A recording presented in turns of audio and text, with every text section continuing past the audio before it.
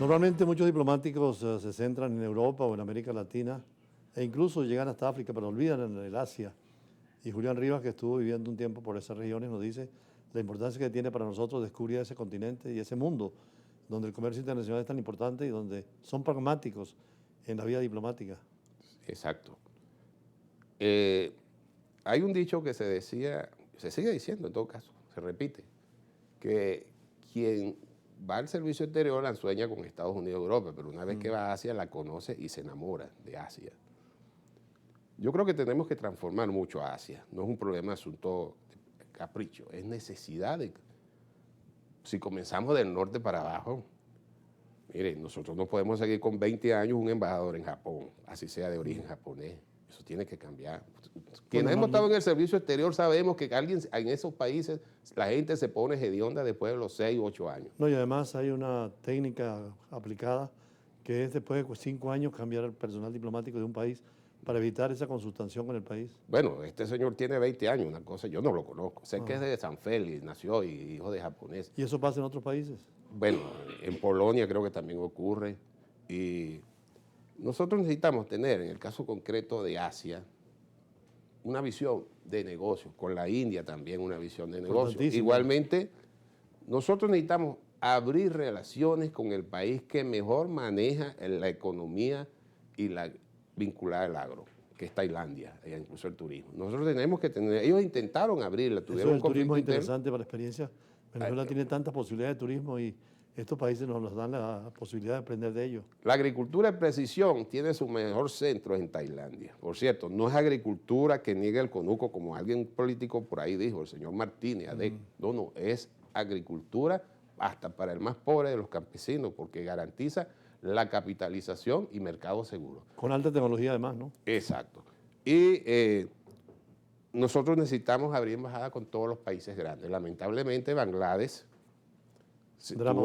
tuvo una caída para atrás, pero nosotros no podemos dejar de tener embajada en Pakistán. Son 200 millones de habitantes, consumidores de cosas que tenemos nosotros. Y ahora con una nueva línea, tanto India como Pakistán, con los BRICS. Y tiene una experiencia grande en materia de producción de algodón, de producción agrícola en grandes ríos también. Es inevitable que nosotros tengamos una embajada en Pakistán, además de tecnologías que podemos intercambiar. Realmente es asombroso que eso no se haya hecho.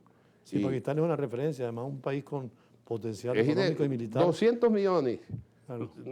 Los dos países que no tenemos embajada directa, 2 o 3, son Pakistán, Bangladesh y la República Democrática del Congo, aunque la embajada está al frente en el Congo. Y usted que hablaba de la parte agrícola, Vietnam es un ejemplo de cómo han aprovechado. Sí, pero Vietnam aprende de Tailandia. Está bien. Ahora, en el Medio Oriente tenemos 2 países que son demasiado importantes y que no podemos someterlo a que sean relaciones desde capital de Arabia Saudita, que desde Riad.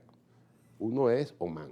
Tiene una tecnología petrolera y unos servicios porque trabaja petróleo pesado. El sultanato, el único que queda por allá en el mundo. Es un país abierto y que... Sí, muy plural. Y que consume muchas cosas que nosotros tenemos aquí en Venezuela en el campo de la agricultura, en un mercado importante.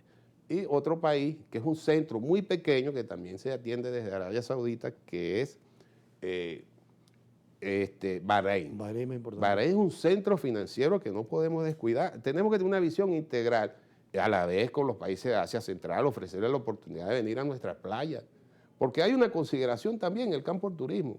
El turismo no es un placer de ocio, no. El turismo es una necesidad, sobre todo si le facilitamos el establecimiento, en el caso concreto nuestro, que somos países tropicales. Los países fríos buscan, en su tiempo de invierno, buscan salir de sus territorios porque es que el frío lo está matando, sobre todo los adultos. Y los países calientes, como los del Medio Oriente, los del Golfo, desde abril a septiembre, son demasiado calientes y también necesitan salir. Entonces tenemos que ser receptores de ese tipo de turismo, planificado, por supuesto, y ofrecer oportunidades. De la misma manera podemos decir del norte del Brasil. Son 30, la línea vertebral, 30 millones de personas ahí. Sobre todo la parte norte, que incluso fue parte de Venezuela, lo que es el Roraima, el Río Negro, y tienen una gran vinculación con nosotros, van a la Gran Sabana. Es un turismo posible. Ese es el hinterland de Venezuela. Lamentablemente en el siglo 1859 se cometió el error de entregar esos territorios. Sí.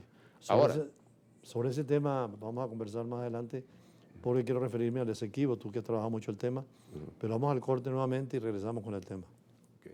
del Esequibo.